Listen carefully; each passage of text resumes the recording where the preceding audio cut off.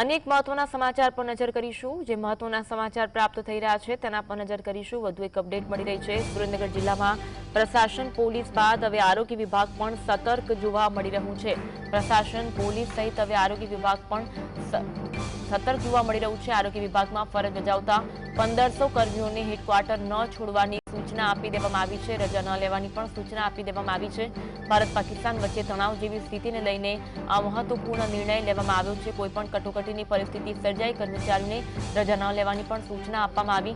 સરકારી તેમજ ખાનગી હોસ્પિટલોમાં વધુ બેડો રિઝર્વ કરવાની પણ સૂચના આપી દેવામાં આવી। ડોક્ટર્સ, નર્સિંગ સ્ટાફ અને કર્મચારીઓને કેન્દ્ર પર હાજર રહેવાની સૂચના આપી દેવામાં આવી છે। સુરેન્દ્રનગર જિલ્લામાં પ્રશાસન પોલીસ બાદ હવે આરોગ્ય વિભાગ સતર્ક જોવા મળી રહ્યું છે। ખાસ સુરેન્દ્રનગર જિલ્લામાં આરોગ્ય વિભાગ દ્વારા હાલની સાંપ્રત સ્થિતિને ધ્યાને રાખી દરેક હોસ્પિટલોમાં ડૉક્ટર કર્મચારીઓને હેડક્વાર્ટરમાં રહેવાની સૂચના આપેલી છે। તેમજ દરેક હોસ્પિટલોમાં બેડની સુવિધાઓ, ઓક્સિજનની સુવિધાઓ, દવા પૂરતો સ્ટોક, એમ્બ્યુલન્સ ચાલુ હાલત, ઇવન પ્રાઇવેટ હોસ્પિટલો તેની માહિતી દરેક તૈયારીના ભાગરૂપે જિલ્લા વહીવટીતંત્ર અને આરોગ્ય વિભાગ દ્વારા કરવામાં આવેલી છે। આજ અંગે વધુ વાત કરીશું। સંવાદદાતા ફઝલ અમારી સાથે લાઈવ જોડાયા છે। ફઝલ, સુરેન્દ્રનગરમાં આરોગ્ય તંત્રને સતર્ક રહેવાની સૂચના આપી દેવામાં આવી છે। તમામ પ્રકારનો જથ્થો ઉપલબ્ધ રાખે તેવી સૂચના અપાઈ છે। અપડેટ જણાવશો।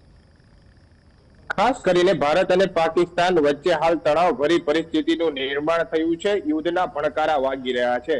ત્યારે સુરેન્દ્રનગર જિલ્લામાં પોલીસ વિભાગ અને પ્રશાસન વિભાગ તો આ બાબતે સુસજ્જ છે, પરંતુ હવે આરોગ્ય વિભાગે પણ આ મુદ્દે સતર્કતા દેખાડી છે।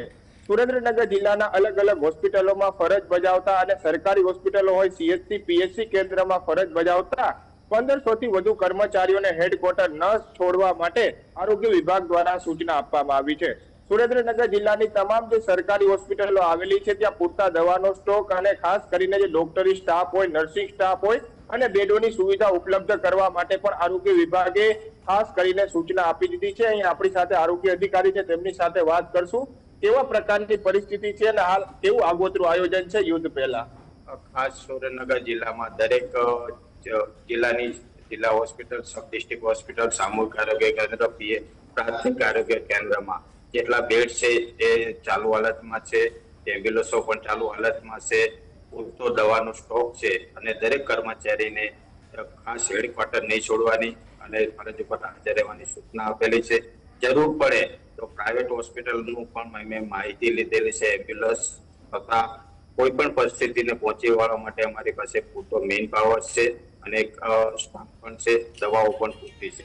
ખાસ કરીને જે રજાઓ રદ કરી દેવામાં આવી છે, 1500 જેટલા વધુ કર્મચારીઓને સ્ટેન્ડ બાય રાખવામાં આવ્યા છે। કેટલા સીએચસી કેન્દ્ર, પીએચસી કેન્દ્ર અને સરકારી હોસ્પિટલોમાં વ્યવસ્થા છે?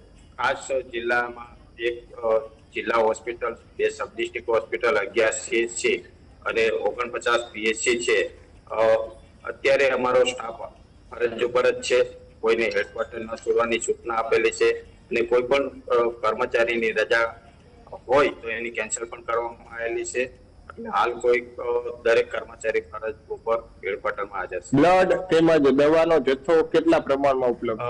દવાનો જથ્થો પૂરતા પ્રમાણમાં છે અને બ્લડ માટે ગઈકાલે પણ એક બ્લડ ડોનેશનનો મોટો લીંબડીમાં કેમ્પ કરેલો છે અને આજે પણ બ્લડની જરૂરિયાત પડે તો એને પહોંચી વળવા માટે આજે સુરેન્દ્રનગરમાં પણ એક બ્લડ ડોનેશનનો કેમ્પનું આયોજન કરેલ છે।